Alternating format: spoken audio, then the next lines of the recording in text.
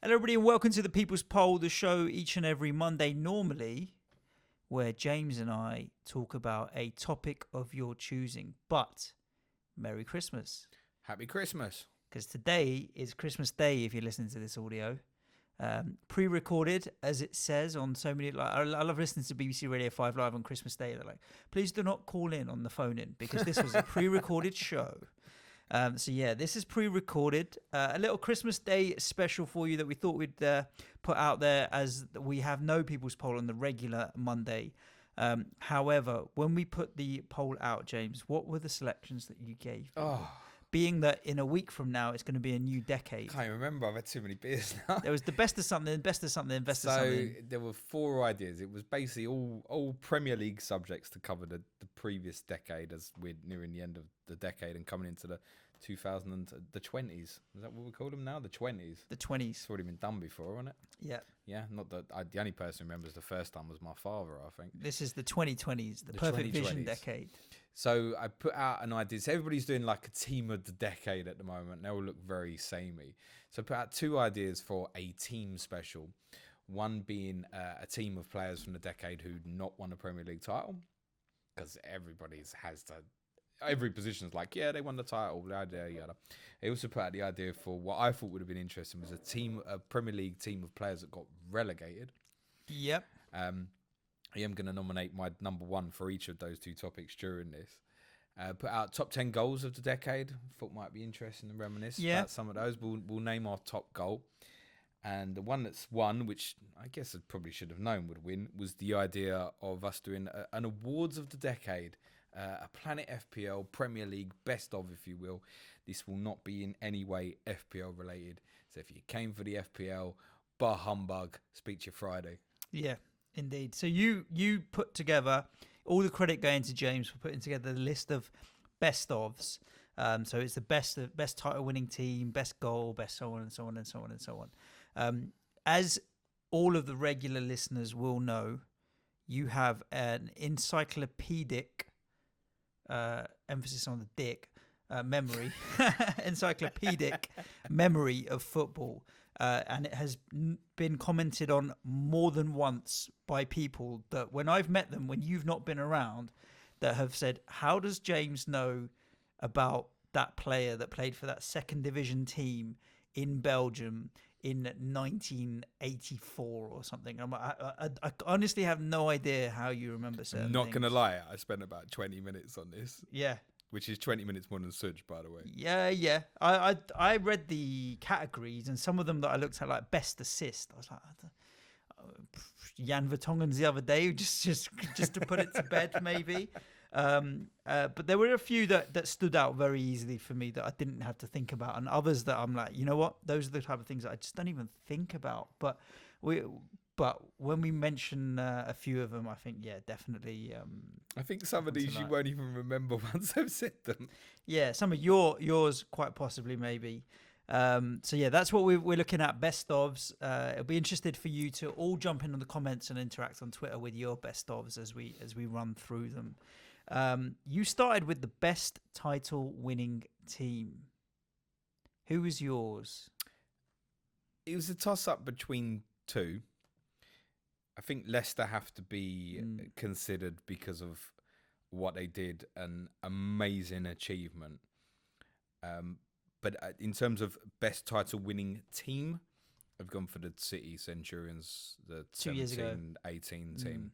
Yeah, and interestingly, I think this and possibly the best goal, because we briefly spoke about it, are the 2 that we would agree on. I would have said exactly the same. The City team from 2 years ago, the way they opened up that lead so quickly and ruthlessly. I mean, now looking at it with what Liverpool have done, it could be potentially matched. Like, it wouldn't surprise me if Liverpool become the second team to go. I think invincible. City edges it over. I mean, the Leicester achievement's astonishing, but City edge it because it's changed the bar. And you could argue that though everybody had such a bad season when Leicester won it, that the bar was always likely to get changed, but you never know at the time if suddenly, 80 points could become a regular and other teams like yourselves or an Everton or a Tottenham can suddenly be in there with a chance of winning a title regularly. Then this City team rocks up a couple of years after that Leicester team. Guardiola had one season which was not particularly inspiring, like finished fourth, I think. Yeah. They fairly comfortably qualified for the Champions League, but it wasn't spectacular at all. They had some horrific results away from home. I think a 4-1 at Leicester. I could think of a 4-2 at Southampton. The sort of results you just wouldn't have now. And what they did that season, they rose the bar to the point. It was the first year we'd done Planet FPL, and we were sitting there in October going, this is finished.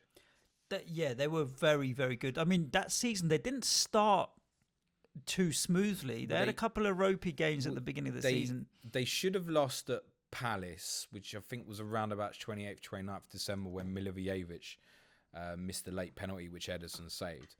But other than that, they drew in game week 2 at home to Everton when it was Kyle Walker was sent off, I believe, and Raheem Sterling got a late equaliser. Other than that, they won every other game. Yeah, mate. They nicked a late result of Bournemouth, if I remember, with Sterling, and they had a few games which they weren't straightforward victories. Put it that way. To just play devil's advocate a little bit, and you know how you're talking about like the best of this and the best of that, and it's title-winning teams and all the regulars that come to the fore. And I think the same's true for Leicester, because you look down the list of best manager. Well, surely Ranieri's in with a shout. Or you think about best single individual season, Vardy or Mahrez dragging them to the title. They could just as easily get chucked into every conversation because what they did was so incredible. What they did last year, Man City, without Kevin De Bruyne for the entire season, is as mental. Because imagine if Kevin De Bruyne had played last season, even more than the 20 minutes or whatever. Who knows? Liverpool might have won it. No. You having a laugh? Well, yeah. So to back it up without Kevin De Bruyne and then still go on to be, 99 points or what have you, back to back, shows the strength in that team. Now the wheels have come off, but it is hard to always reinvent yourself. It is very hard to reinvent yourself. I think the Centurions are, for the last decade, the best team. Closely second with Leicester. 100%. That would have to be it. I think it's credit to both teams that they'll get massively remembered in the future, much like Arsenal's 04 team and what United did through the noughties and the 90s and Mourinho's first team at Chelsea. That Leicester team and the City Centurions are the ones from this decade that will certainly get remembered the most. I suppose when we look back in 50 years, if we're still about, I guess it's the Leicester that will be remembered most. So it's quite harsh to not say them. Yeah, I agree with you. I mean, it moves us on to what you put down as the best moment of the last 10 years, which could be anything, really. Well, really? It's not even a contest, isn't it? No, but in terms of moment being, what's a moment? Well, best moment. I was quite emotional heartstrings. I was quite tempted to name this as best moment that wasn't Aguero. I mean, it can't be anything else. What, Aguero? Aguero against QPR I in 2012. didn't know necessarily if you were thinking about a footballing moment, because for me, when Leicester was celebrating the title and Ranieri was lifting the title on the pitch with the Bocelli, the opera singer, and as stuff. A Spurs fan, I had the telly well turned off, mate. That was a tears in the eyes moment when you see what it means to the fans. When you see what it means to the fans, I feel, you know what, done the right way. That moment for me was the most emotional, I would say. But from a footballing point of view, look, what Company did last season was as important as what Aguero did. You don't think so? I mean, Liverpool would have won the league if you hadn't scored that goal, but Aguero to win the title on goal difference in like the 93rd minute, having been losing 2 minutes earlier, like you can't script that against shit. Your rivals as well. And don't forget as well, it was they were celebrating that they thought they'd won the league, and it was the first one for City as well in 50 odd years or whatever. So just drop the audio. Yeah, is it still working, mate? Still recording. We have a real issue. Manchild's pissed off on holiday for a week. He's actually back yesterday, being Christmas Eve, and there's cables and stuff everywhere in our little studio. But this little recorder's built to last. I do get that the fact that it was the rivals and United was celebrating on the pitch, kind of sort of, and then had to wind their neck in a little bit. My favourite moment from that game is not necessarily the goal. It's actually when QPR go in front and Mancini's reaction. Yeah. When he starts pointing at every single one of his players going, F you, F you, F you. It was like in that moment, if he could have substituted every single one of them, you can't make up the fact that all they needed to do was win the last game. And QPR are fighting to stay up. Like, they're awful. QPR go down to 10 men and then QPR go in front. You can't write this. No. I remember being at Spurs. We'd played Fulham last day of the season. And we were challenging Arsenal for third. And we finished fourth. And it was before Chelsea won the Champions League final. So we were still semi-happy. We didn't know if we were in or out the Champions League. But remember, we knew that City were winning 1-0. Remember, this isn't 2019, it's 2012. Yep. Guy in front of us saying, like, about 10 minutes to go, is like, City are losing. You're like, no way, can't be. So the final whistle goes at Spurs and City are still losing. And you think, oh my God, they've blown it. This is the one, forget Keegan and I'll love it and all that. This is going to be the biggest capitulation of anyone ever. Just because you can't be in that position and not win it. No. And then it was like, oh, they've equalised. And you're like, that's so typical City. They really are going to take it to the wire. And then there was a noise went round the ground. It was like, shit, they've done it. Like, I love that with the goal as well. And it's so typical Aguero that when you watch it back, like, he properly gets his ankle completely wiped out. Like, if he doesn't stay on his feet, it's a penalty. You know, Balotelli probably would have taken that penalty, couldn't he? Just imagine. Does that very easily lend itself into the next category that you put down, best player? Aguero. This is not a Man City loving, by the way. No, but the consistency with which he has been banging in goals. They are going to come out in a few of these has things. to be Sergio Aguero, surely. I mean, you look at some of the strikers that had come previously in terms of Thierry Henry was so consistent. Alan Shearer, from a Premier League point of view, was so consistent.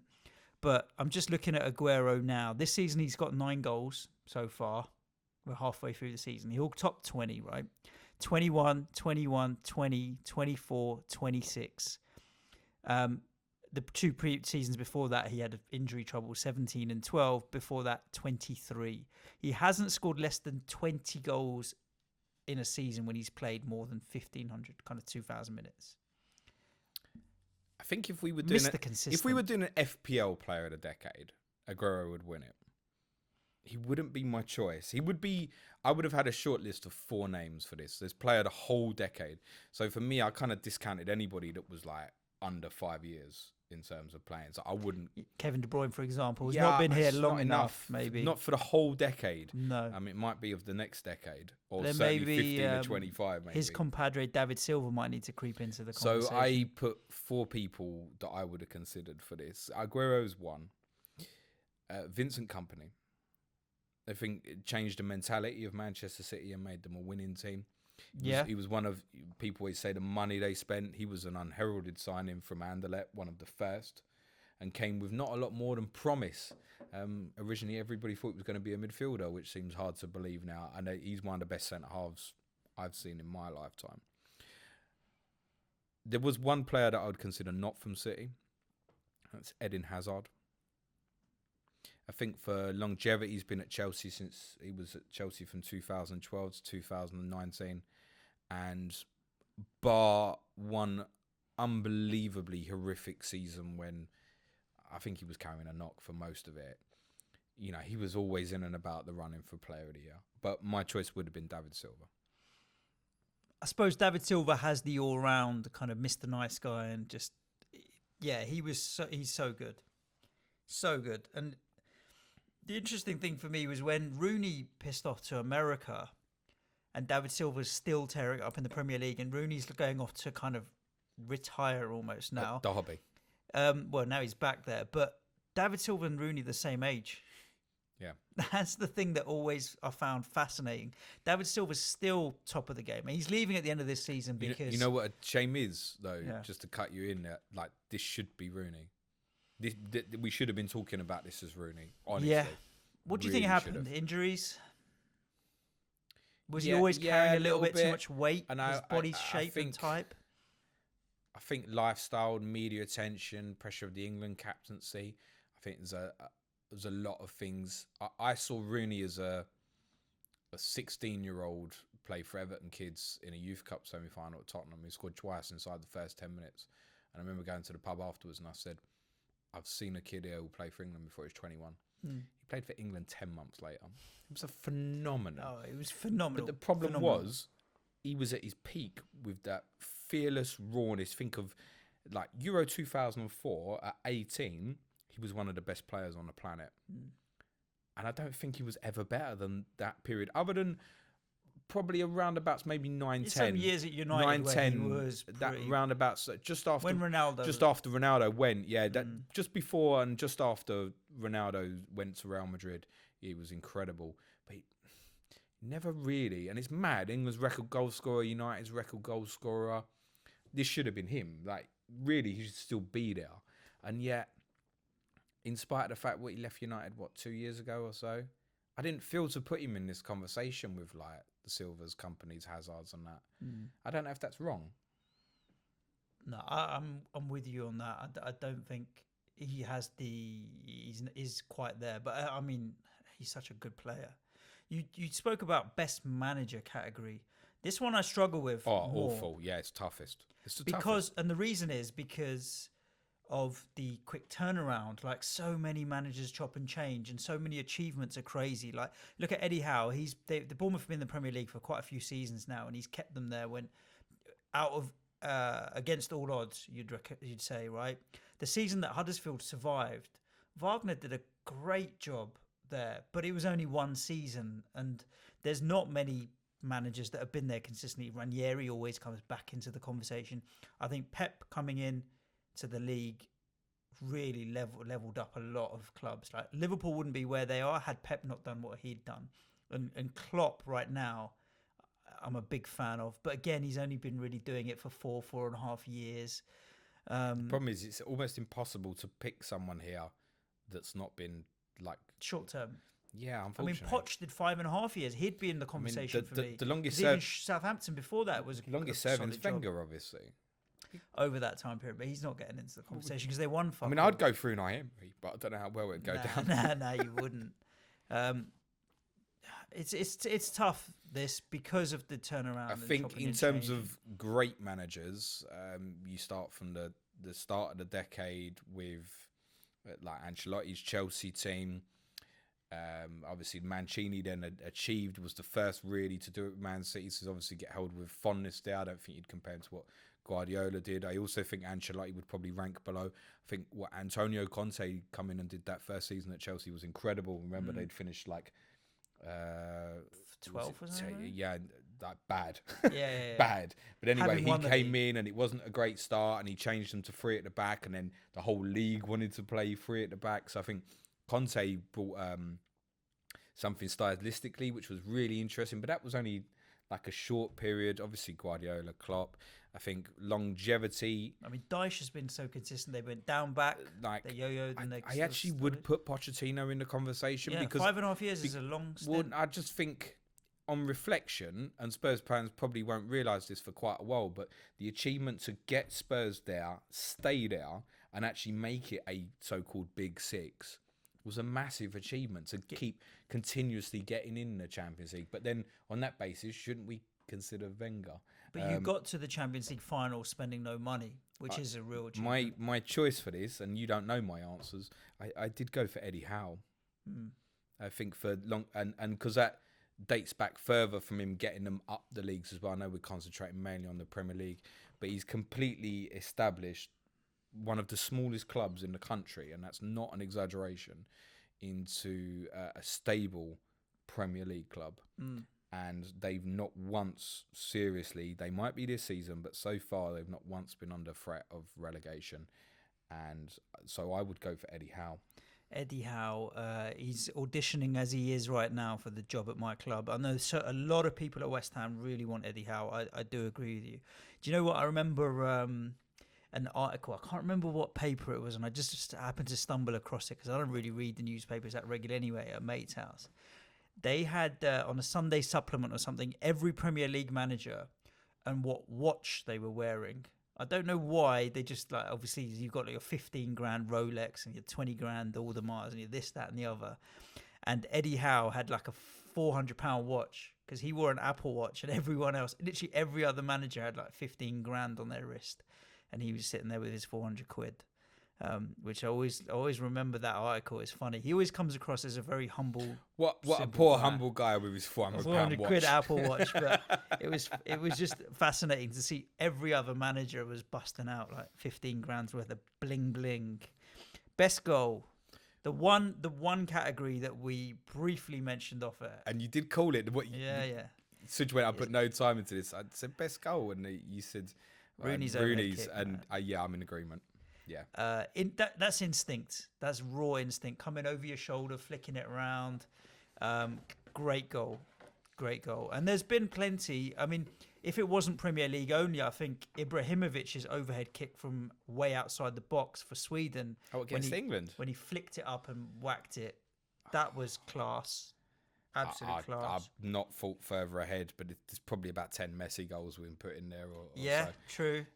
But yeah, I think for Premier League, I wanted to go instinctively with the first that I mentioned. Like own half, I think and that as kind well, of thing, but those are hitting hopes, right?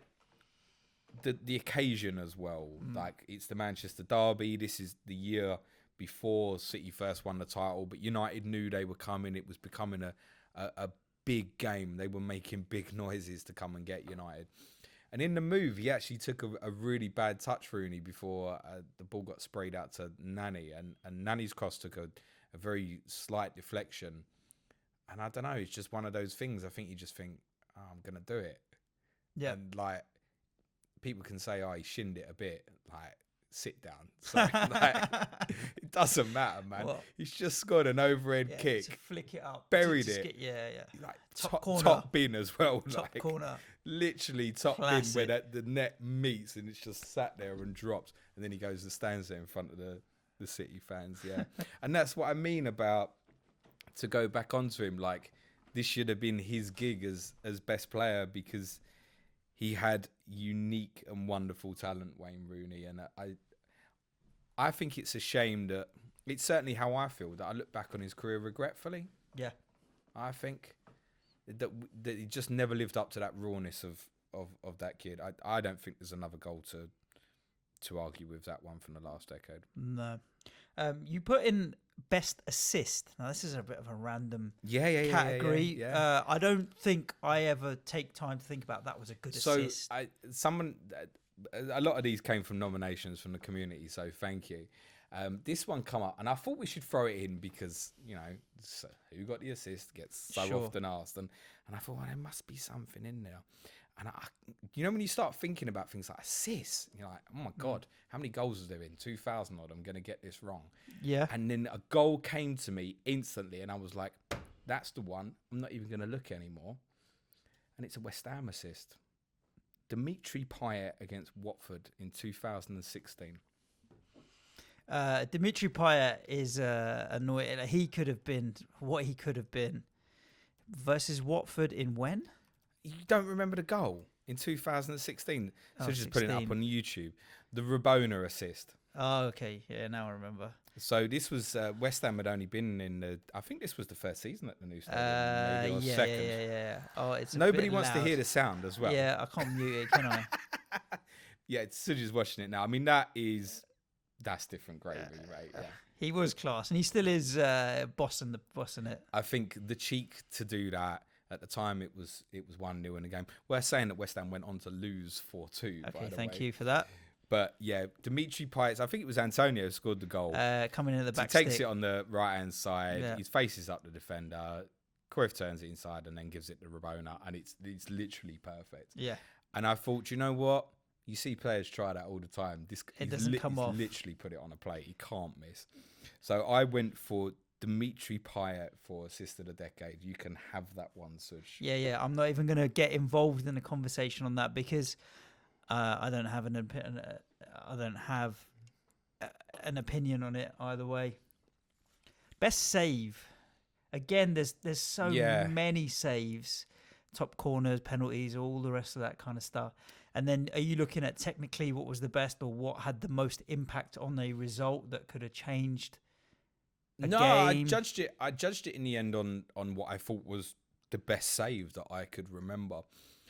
The problem was when I started thinking about best saves, all I could think of was like Brad Friedel and Hugo, because you just go through moments in your head. Yeah, your own club is always on. There was one that I remembered was a really, and this isn't the one I've gone for, a really late save from David De Gea from a free kick against Juan Mata when he was just starting to show he might be the real business for United. I think it was the game United come back from 3-0 down away to Chelsea, one of Ferguson's last years. I think Hernandez got a couple. Might even been the last year they won it. And then De Gea made a brilliant late save. But the one I went to, and I tried to do this without looking at YouTube, and I had to look to check this, but only because I couldn't remember the year. It was a save by Joe Hart, actually. And I thought it was quite nice because probably since we've been doing Planet FPL, no goalkeeper's got it worse than Joe Hart. I do feel for the guy a little bit, yeah. And Joe Hart made a save away to Swansea in 2015 in a game that didn't particularly matter, but it was a guy we mentioned on Planet FPL the other night, Fernandez, who's now at Newcastle, who had the header. It comes in from the right-hand side, and Hart makes a diving save like... I can only describe it as sideways, and you think, amazing, he's got there. Yeah. That's one thing, but he manages to get it over the bar. Strength in his from hand. Like a sideways palm. A ridiculous save. And it was the one when I remembered thinking, that one made me at the time go, wow, that's like save of the season or something. So I thought it was nice to throw that one. If you can think of a better save, I'm open to ideas on that. And I'm open to ideas on best assist as well. But Joe Hart, that's the one I remember. It's a hell of a save. Those are the ones that look spectacular always. Yeah, for sure. Best own goal. Well, David De Gea tried to put his hand up for that one the other week with, and even today, it wasn't really an own goal because it was going in anyway, but it touched him before it went in. Honourable mention here because we've lauded Man City. But go and look for an own goal, which I couldn't remember, was an own goal that Vincent Kompany scored at Fulham a few years ago. An absolute stormer. I can't even explain to you how he did it. Just get yourself on YouTube and have a look. Vincent Kompany own goal at Fulham. It basically comes in from the right and he tries to shank it away with his left foot and he manages to loop it up and over backwards. Into his own net. I think that game finished 2-2 as well. But the winner I went through for was probably the best ever Premier League own goal, actually, in reflection. A name that many of you might have forgotten. Santiago Vergini. You ever heard that name, Suj? I have not. I didn't think you would have. I have not. Santiago Vergini scored an absolute weldy. And I mean weldy because if you were a forward and you scored this goal, you'd be shirt over your head celebrating. Santiago Vergini scored an own goal playing for Sunderland in an 8-0 defeat at Southampton, which I can only describe as, Suj is watching it now, as context, volleying it on the full from the edge of his own area and absolutely burying it in the bottom corner. Yeah.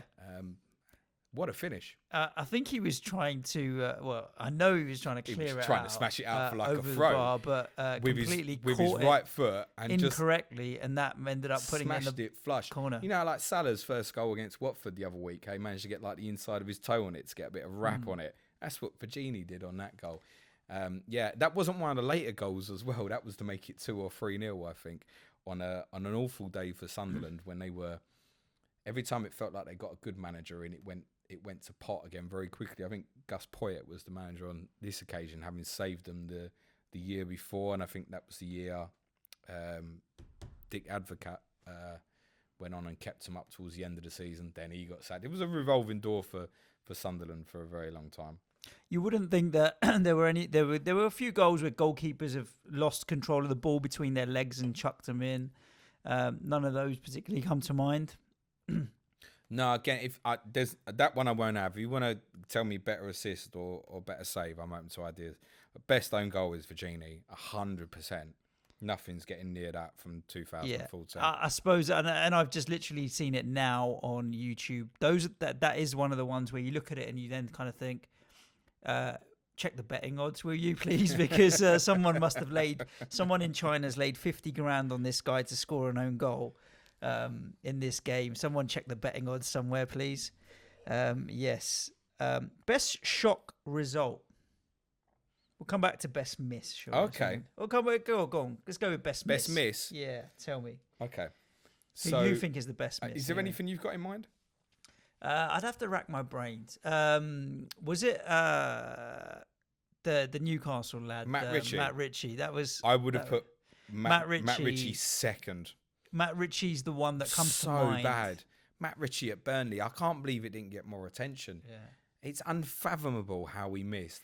Yeah, 2 yards out over the bar, mad. But Matt Ritchie didn't cost £50 million. So I've gone for a miss here from Fernando Torres for Chelsea. Can you remember it? 50 million for Fernando Torres. Yes. Fernando Torres cost at the time Chelsea 50 million from Liverpool in probably one of the most, in fact, probably the most shocking transfer of the decade, I'd say, actually, when that happened. Yeah, I think the thing is with Torres, that was an Abramovich signing. I think it was like one of those where Torres is one of my favourite players. I own a football club. Let me just go and buy my favourite player for my football club. That's why I think Chelsea bought him. I think it was very led by. When you think about it Abramovich. now, if you imagine, you can say Chelsea's got all the money, but imagine Chelsea now trying to, I don't know, well, I mean, they had Salah, didn't they? Yeah. But to buy Salah back and say, oh, yeah, there's 150 million. And he went, yeah, all right, I'm going. That's what it was like. It was astonishing. But they didn't buy him back. They just bought him. No. But I'm just saying, if you imagine Chelsea doing that now, I know Liverpool, status-wise, in comparison to Chelsea, have obviously leaped from them. There wasn't a huge amount of difference between them at the time when Torres went there. No. It was... Having said that, Torres was on his way... on his decline. He'd had injuries, but there was no sign that he was back to his best. Torres about 2008, I would have said was best striker in Europe. Like, phenomenal. I used to love Torres. He's one of my favourite players. Centre forward. He could do a little bit of everything. He was good in the air, right foot, left foot, pace. He literally was very, a very brilliant all-round centre forward. And then he rocked up at Chelsea, and he was like a shadow. I don't know what happened. Well, it was off the back of those injuries. So he had this game at United in 2011. Yep. Where United were 3-0 up. I think this must have been under AVB, actually, possibly. And Torres scores a great goal himself. Goes through on the angle, flicks it over the keeper to make it 3-1. And then sometime later in the game, still at 3-1, but with about 10 minutes to go, does a step over, walks around the goalkeeper. Yeah, I think he's played in by Makaleli from what I can see. And puts it wide. And it's completely inexplicable. Okay, he had an open goal, but do you give him any... I'd be surprised if Makaleli was still there in 2011. Was he? That's one there. That can't be Makaleli playing that free ball, is number it? 7. Ramirez, I would have thought, mate. Fine. Yeah. Yeah, we didn't have 4K HD in those days on a little YouTube screen. Do you give him any leeway for being on his long foot? No. I'm not saying he can take a touch, he can walk it in, he can do whatever he wants. He'd done the keeper there at that point, so it's a bad miss. That's Fernando Torres' 100%. Miss. It's a bad miss. If somebody wants to say Matt Ritchie, I'm all right with that. But I think because it's Torres as well. I'm going to stick with Matt Ritchie only because Matt Ritchie was 2 feet out and it wasn't on his wrong foot, whereas Torres was on his wrong foot. That Matt Ritchie miss at Burnley last year has had nowhere near enough attention. I just think no one was watching. Yeah. Basically. Someone's recreated this Torres miss on FIFA. How would you miss? Someone's got time on their hands. They've recreated it, done a dummy and missed put it wide. As you do. Oh, fantastic. Shock result. There've been plenty in the 10 years of football. Yeah. Anything spring for you massively? Biggest shock result. I had to think this one a bit, but it was once I looked through some games, I still came through with the same conclusion of my original one. And I have to say, Norwich this year against City is close. It was also because Norwich's performance was particularly good against City, and they played it really well. Biggest shock result. I'd have to have a think about it. Who did you have down on your list? The first one I could think of was, and I remembered this because at the time I worked in the betting industry, and I remembered I was trying to think of long odds victories, and I remembered thinking at the time they were about 22 to 1. Yep. Which, in a 2-horse race is pretty massive. And it was a victory for Blackburn at Manchester United in 2011. And do you remember they had great Steve Keane and the Venky's ownership and all that? Yeah. The chicken farmers, they're making their money this Christmas. Blackburn, ravaged by injuries, went to United on New Year's Eve. United needed a victory to go back top of the league, I think. Blackburn found themselves 2-0 up. United got it back to 2-2. You expect the Alamo to come then. And Grant Hanley, now of budget defence at Norwich City, managed to score the winner for a 3-2 winner for Blackburn at Old Trafford. And obviously this was in the height of Ferguson time. That just didn't really happen then as such. I'm sure they were 22 to 1 to win Blackburn, which is... long odds. That shit's massive. Yeah. Norwich to beat City this year were probably about 16s or so. So I went for that. Then ironically, it was another amazing shock, just to mention it, the following night when Man City lost to a very late goal and lost 1-0 at Sunderland, having had the ball for 90 minutes. Sunderland scored with the slowest counter-attack you've ever seen created in slow motion, which is worth looking at. That was from, I believe, New Year's Day 2012, therefore that would have been. But yeah, go for that Blackburn one at United, actually. You don't think I'm just looking at a few that are here, like City 6-1 against United? Shocking, but I don't know about... 6-1 I judged it as like most unexpected result. You yeah, could which say, I can understand. 6-1. I mean, if you want to go down that route, you could say like Leicester at Southampton very recently, couldn't you? Like 9-0 away from home. Yeah, that is pretty mental. So yeah, go for that Blackburn one actually. Yeah, I'm not. I'm gonna leave that one with you as I need a lot of time to think through a lot of games, and I don't really think about football that much that I really care about. To be honest with you, so best game of the last 10 years. Yeah, big call, isn't it? Yeah, I've got a game here that I don't think a lot of people will agree with. What was your favourite game of the last 10 years? Oh, no, you've got to be careful here because it's not my favourite. Okay, best it's definitely game. not my favourite. Okay, fine. But probably the best game I watched, sort of gasped watching it for its fun factor, was actually an Arsenal win. A 5-3 win at Stamford Bridge against Chelsea in 2011 in an absolute car crash of a football match that should have finished about 7-7. And it's one of them... I don't know, for whatever reason, I just think people haven't spoken about it as much. It was a lunchtime game. Neither were particularly challenging for the title at the time. I'm sure it was the same season. Van Persie scored a hat-trick. I'm sure it was the same season where they'd gone and lost at Old Trafford 8-2. Talk about shocking results. 8-2, United beating Arsenal.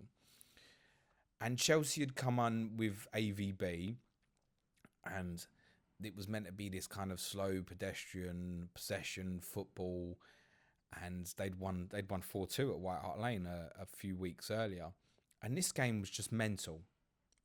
Mental. Van Persie won it essentially from John Terry slip to put Arsenal 4-3 up, and then scored a fifth late on. I just remember it being a mad game of football that could have been 7-7 or so. And when I thought more about other great games that I'd seen, I tended to find myself back in the noughties, actually, for whatever reason. Yeah, the one game that always stands out for me that I made a special effort to go out and watch on my own. I've never been to the pub to watch a game on my own. I had my little brother with me at the time, actually, but I think he was like 11 or something. No, he must have been younger. Fuck knows.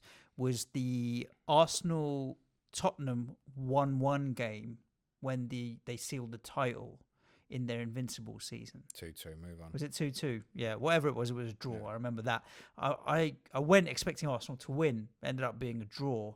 But it stuck out in my mind because they were the first team that I really thought, all right, you guys are something else. That then City and Liverpool and whatever have done more than that team did. But that was a game that stuck out, and it was back in the noughties. Yeah, so what's relevance of that? Well, you said that the games that It stick out wasn't in a your great mind are in game the anyway. noughties. I mean, Arsenal should have won on the day. We only played for about 20 minutes. Yeah, that was the best one. Other great, I mean, there's been some great Liverpool City games recently. To be honest, the 2-1 at the Etihad in January was a brilliant game for drama as well. You think John Stones off the line. The 3-2 at Anfield when Coutinho scored the winner when Liverpool were 2 up. Looked like they were, and then City pulled it back. That was a great game. But I think actually for madness enjoyment, and I parts it because I'm a Spurs fan, it was just a car crash game that was funny. I like the, I mean, if we're talking Champions League, your game up at Old Trafford, at City Stadium last season. I mean, they're two Premier League teams, but it is Champions League. I think it's very difficult for me to comment because in the emotion of it, like, you don't know how good it, even if I watched it back, because it's my team, I can't tell you like how good it compares to the others. I would suspect if we were including the Champions League games, that City Spurs 4-3 would probably be the best. I would have thought maybe. Like the comments you're looking afterwards, people are going like, this is the maddest game of football I've ever seen. Yeah. So yeah, maybe that City Spurs would, and for it had everything from the start, the drama, the away VAR, goals, all the rest all of it. Yeah. And unlike that Chelsea Arsenal game, which was quite early in the season as well, it had the importance as well, that game in the Etihad. So if we were including that, yeah, probably. But I'll throw that Chelsea Arsenal one in there for you, just to show you gooners that I don't hate you. Yeah, I do hate you. There's no room in this world for hate. I would like to find a game with a red card in it. Because when you get red cards or multiple red cards, they always throw things into more chaos. There's been loads of games with red cards. That throw games into chaos. Red cards that are throwing games into chaos. I can't think. Fights and melees and all that kind of stuff. We so should have Today had was a little bit tasty. Yeah, on a number of occasions. Christmas Day was tasty with its turkey. Yeah. Sorry. Today when we're recording would have been Tottenham Chelsea 2-0 Chelsea. Well, who else do we have on our awards that we want to talk about? Best celebration. It's obvious one. Almiron now, isn't it? Someone on the live stream the other day said that he should have got sent off for taking his shirt off and jumping in the crowd. He got booked. Yeah, but double booked. I don't think you can get double booked. Oh, what, for the shirt and hugging crowd. The ball boy? Yeah, slightly harsh. Nah. This is obvious, isn't it? Best celebration? Yes, no 100%. Yeah, Mikel Antonio doing the dance at your place. 100%. 100%. 100%. Without a doubt. I knew you were going to say that. I will take Mikel Antonio's dance every day of the week. No, it's definitely not. It is every day. It is absolutely why always me. Has to be. To score that, and obviously City went on to win 6-1 that day at Old Trafford. But to score the first, when he'd had so much stick in the build-up to the game, and literally stand there Cantona-esque and then just whip up the message, and everybody went, I don't know, Mario, it is always you, isn't it? Yeah. He was one hell of a character, wasn't he? It's a shame because he had so much ability. I think he's getting a lot of stick in Italy at the moment as well, which is unfortunate. He was a good player. I'm going to stick with Antonio because that dance still confuses me, gives me nightmares, makes me laugh all at the same time. So I'm going to stick with Mikel Antonio. Plus, obviously, it was nice to beat your lot at your stadium. But Why Always Me was definitely an interesting and good goal celebration. Iconic as well, isn't it? We'll remember that, mate. Yeah. There have been a few other cheeky ones. I think Jamie Vardy this season at Crystal Palace flapping his wings like an eagle was a little bit of a cheeky one as well. Yeah. The one I wanted to stick in here, unfortunately, just missed out by a year. So Adebayor against Arsenal. Yeah, he enjoyed that goal. I don't doubt that as well. Do tweet us with any other goal celebrations that you think were particularly good. Who was the best player not to win a title? This was so tough because I originally thought Bailey, or did he leave too early? Eric Bailly. Bailey, Gareth Bale. Oh, what? I called him Bailey. Gareth Bale. Best player not to win a title, because he's then gone on to win a title with Real Madrid, and he was at Spurs. So. Gareth Bale definitely falls into contention in terms of the quality. I think he had 2 Player of the Year awards in 3 years, which is mad when he didn't win nothing, right? Which shows the level of the ability he had as a player. Yeah. I originally tried to think of players who'd had long periods at clubs and not won a title. Mm-hmm. And I couldn't think of anything obvious. So then I attacked it from, in my opinion, player who came closest to winning it without winning it, but had an unbelievable impact on his sides. I went for Luis Suarez. Did Luis Suarez never win the league? Well, Liverpool haven't won it for 30 years. Yeah, but I think thinking about it, that front three of Sterling, Sturridge, and Suarez, with Gerrard playing a deeper lying role in the second half of 2014. They were astonishing, man. Yeah, like one slip away, right? They beat us 4-0. They were 4-0 up against Arsenal in 20 minutes. 6-3 at Cardiff. 3-0 at Old Trafford. They were fun. Like, they couldn't defend. But going forwards, they were every bit what the current team is, you could argue. I think you're right with that. If that team had Van Dijk and a better spine defensively, imagine putting Alexander-Arnold and Robertson in the team with Suarez. Yeah. I do remember one goal that I saw for Suarez from Liverpool, where the ball came in. He against took Newcastle. It chest, Wonderful goal. Oozed class, and just he had the whole movement under control. It wasn't like if McCann Antonio did it, he'd be all arms and all legs and somehow bundle it. Such an underestimated talent to skill. Pick the ball from, I think it was Luis Enrique played the ball, good 50, 60 yards from left channel, and he kills it. Imagine killing the ball from that distance off your chest and then having the composure to feint the goalkeeper, walk round and then roll it in. I mean, by that token, Steven Gerrard could be thrown in. He didn't play the entire season. When we're looking at goals of the season, you look at Kevin De Bruyne's technique to hit a ball from the edge of the box. Stevie G hit a few. He hit a few that hurt my team a lot as well. I think he's got to be up there surely as one of the players that coulda, shoulda won the league and never did. Yeah, that's a fair call. If you wanted to say Gerrard instead, I think that would be absolutely fine. I just thought of the impact of players who'd come so close, and he really, that year, Suarez, man, ridiculous. The thing with Suarez as well is that they kind of he was only at Ajax, right, when they bought him. There were a few clubs in for him, but he wasn't on the world stage. He got offered to Spurs, apparently. Harry Redknapp didn't rate him. No, exactly. I heard. What does he know, the old wheeler dealer?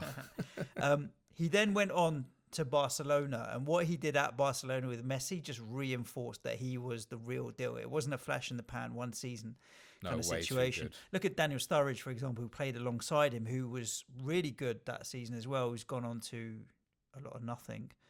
So Suarez really, I'm not going to argue with that on Suarez. Quite definitely the best player not to win the league. Would you call people who eat human flesh? Would you call them cannibals? Cannibals, yeah. We're not vindicating cannibals or racists. But we are going for Luis Suarez. just on skill alone. The best player to get relegated, Jimmy Bullard. That's too so early. I attacked this from the same. I thought, well, do you know what? If I'm going to do it that way for a player that didn't win the league, let me attack it from a player who, in spite of everything, like, had an amazing season, and yet his team went down. And from that perspective, there was only one choice, and actually it's a West Ham player. You are useless. Super Scotty Parker, mate. Scott Parker in 2011. Hold on. I disagree with you. In spite of West Ham being relegated, won Footballer of the Year. He was a hell of a player. His name's sung around. My place, it's sung around. Your place, anywhere he's played, people love that guy, right? I don't doubt that. I was thinking more recently, and I suppose it's more down to memory more than anything else, but thinking about it also, in 2011, I didn't go to West Ham week in, week out. I didn't have season tickets back then. And so it's different when you don't watch your club week in, week out. No doubt he was a great player. See, for me now, looking more recently when I've watched more football, I'm just thinking, like, take Aaron Moy, for example. He was great last season, has got himself a move now, and is still tearing it up. So he could potentially be put into that bracket as well as potentially a player that did really well and shouldn't have gone down. If you want to dive deeper in, there's like your Harry Maguires, your Andy Robertsons. If you want to really find that kind of player. But in that season, look, to win Player of the Year and get relegated, players Player of the Year, Football Writers Player of the Year, yeah, which is a later award than the PFA. So it's normally at the end, later in the season as well. That's remarkable, and don't forget, it's not like he scored 35 goals and West Ham got relegated, and you go, "Oh wow, he's a goal scorer. He had an amazing season." You look at him going, central midfield player, plays in a team that gets beat nearly every week, and the journalists in this country voted him as the best player. Yeah. In a time of Rooney and all these City guys and Chelsea I think guys. You argue the case very well there. And also, like, he was never the most skillful player either, right? So he is actually getting that recognition through sheer will. Yes. He was definitely not the most talented defensive midfield player going. If you're presenting that to me as sheer will, right as Player of the Year in the year we got relegated, then actually, you know what, from that kind of point of view, because no other player, I bet there's no other player who's got relegated who's won any Player of the Year awards. Would surprise me massively if there was. Not in the Premier League era, I don't think. So from that point of view, how can you argue with it? Because that many writers did. And I didn't watch West Ham week in, week out then. I watched what I could on telly, and telly football was even more sparse. Once West Ham went down, he knew what was good for him and joined Spurs. Apparently so. Hold on, let me go there, because obviously he joined a Spurs team that had Bale, Modric, Van der Vaart, and he absolutely pissed Player of the Year at Spurs as well. And it was a shame that towards the end of that season, before Euro 2012, he picked up an injury. Shouldn't have gone to Euro 2012. But he played so well for England in friendlies, I think, against Spain and Sweden in the back end of 2011, that the idea was he was going to be first choice in centre midfield, basically. He shouldn't have gone to the tournament. He wasn't fit. And he never really recovered from that, unfortunately. But Scott Parker, at 100%, was a brilliant all-action midfielder. I'm not comparing him to your Gerrards and that like, but he had a really, really good period in the late noughties and early teens, and he was, for that season at Spurs, that's what I'm saying, like in and around Bale winning, I think 2011 and 2013, he won like the whole league Player of the Year. Let me tell you, in 2011-12, Scott Parker was Tottenham's best player.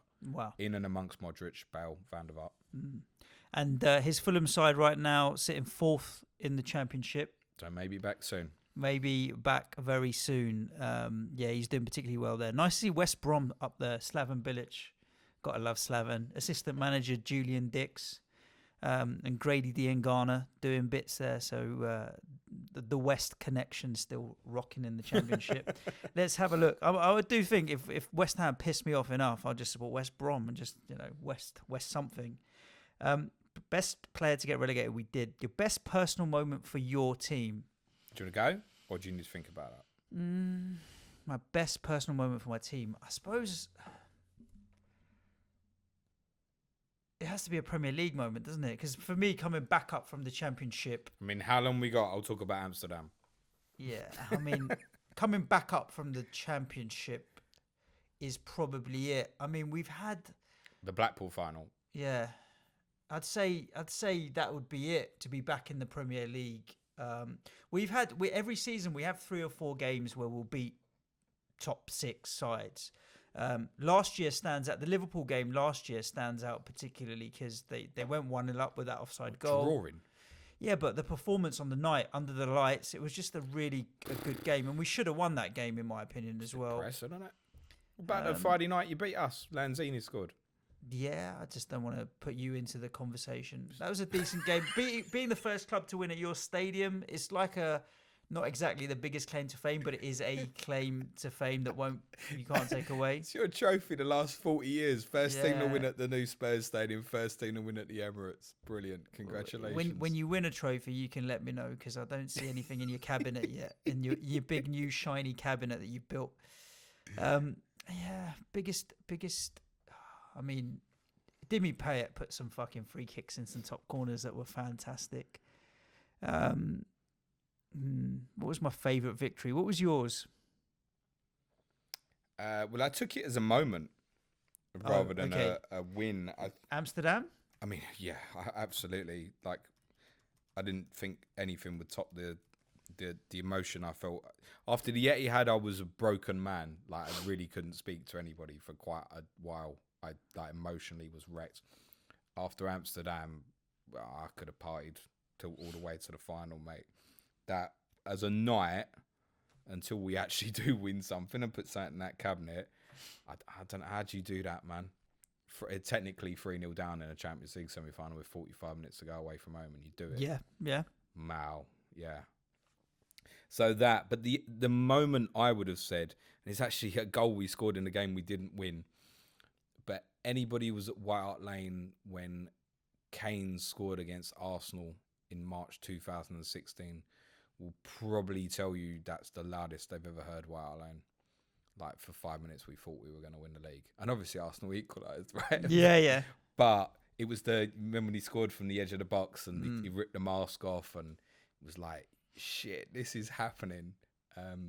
That was his moment. I can't see that goal without goosebumps. It just goes to show how hard it is to win the league.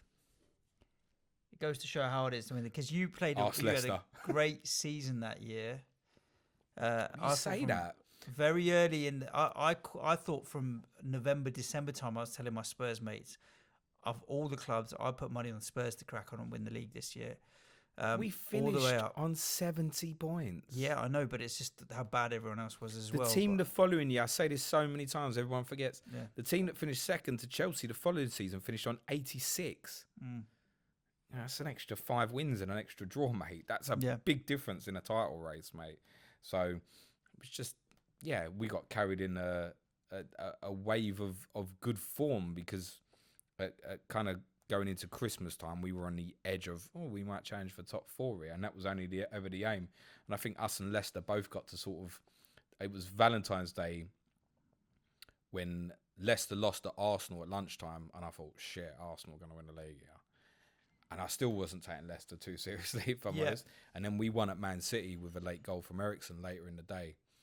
And that was the first time, I'd been saying to people for weeks, like, when we won at City, come back and speak to me. And we'd been winning every week. And then we won at City, and I was like, okay, shit. Now you can come and talk to me. It's on. We've got a chance. Yeah. A very underestimated game that we had a couple of weeks later as well. We beat Swansea 2-1. We were 1-0 down with about 15 minutes to go. And it was like, we played in the Cup in the week before, and then we played Swansea. So we hadn't had a league game for 2 weeks. And the atmosphere that second half was mental for like a league game against Swansea. Like, the crowd sensed, it wasn't like, we're going for the league. The crowd sensed it was going to be the only opportunity in their lives, and Swansea City weren't going to ruin it. Nah. And swept us home. That was a good day. And then we lost to West Ham a couple of days later. Yeah. And that was the one that hurt. The Antonio goal at Upton Park. It wasn't the Lanzini goal at the new stadium. No. That was the bad result for us. Yeah, as much as you'll say that you were never going to win the league because it was lost by then. But then proof of that Leicester season came in that midweek. We lost to you on the Wednesday night. The same night, Arsenal lost at home to the same Swansea that we'd beaten 3 days earlier. City lost 3-0 at Liverpool. And the night before, Leicester had drawn with West Brom. So Leicester think they've blown it, and by the end of the week, they've taken an extra point than everyone else. And that's what that season was like. Good times, though. Yeah. That's an interesting rundown on the last decade. We had another suggestion. Was it from Hopcroft to do a team of the decade? Yeah, I can do it quick. Nah, let's do it. Let's not. I'll tell you why. Let me have a think about my team of the decade. This is too hard. This isn't a team of the decade. You can only pick one player from one team. Yeah, that's fine. But let's do it as a New Year's Day special. You got a Christmas Day special, which is the best of. I've done it now. I need a better I said time. I spent 20 minutes on it. I spent 18 minutes on that team. I think we should do it now. Nah, let me do one. Go on. New Year's Day. We'll pre-record it and we'll put it out when people are hungover from their New Year's Eve parties. Team of the decade. I feel like that's a complete prick tease to the listeners. Good. They need to hit subscribe, notification bell, and all of those other things you're supposed to do on iTunes and Spotify and SoundCloud and Stitcher and YouTube and everywhere else that they listen. Plus, we've been recording for an hour and it's their Christmas Day that they're listening. All right, well, to be fair, they might listen the day after. But if you are listening on Christmas Day, eat some food or drink some beer or whiskey or whatever you need to be doing. You can come back to whenever you want anyway. Yeah, for sure. He says 1 hour in like it matters. Yeah. If you got it this far, you've made it. You've done it. You deserve to open a present, so do that. So Christmas Day is done. We have a full schedule of Boxing Day fixtures tomorrow for you. And that means we'll be back on Friday, which, what is the date on Friday? 27th, obviously, with another pod running down all of the Boxing Day fixtures and what you have to look forward to over the weekend. Feels a little bit end of yeary, but we're still recording about another 5 shows before the end of the year. We could. It's funny, I listened to Who Got the Assist show last week when they had General on, and Tom was talking about it being the last show before Christmas. Then said, maybe we'll sneak in a little one. And then, in a slip of the tongue, he said, so this is our last show of the season. And I had to double take and rewind for 30 seconds to check what I'd missed when he'd said it was last show of the season. Tom, it's not your last show of the season, I hope. The good news as well is it's Christmas Day, so Merry Christmas. Yes. Almiron scored and Armageddon hasn't happened. Yet. Because we're pre-recorded. So this may never be this audio. This audio may never be heard. May never be heard. No, it may never be heard. So guys, thanks you for tuning in. Thanks for listening to this little special, and enjoy the rest of your holiday. Hope your team wins on Boxing Day. We'll be back at you on the 27th. Ciao for now. Merry Christmas. Cue music, man-child. Because he's back from holiday. About fucking time. Yeah.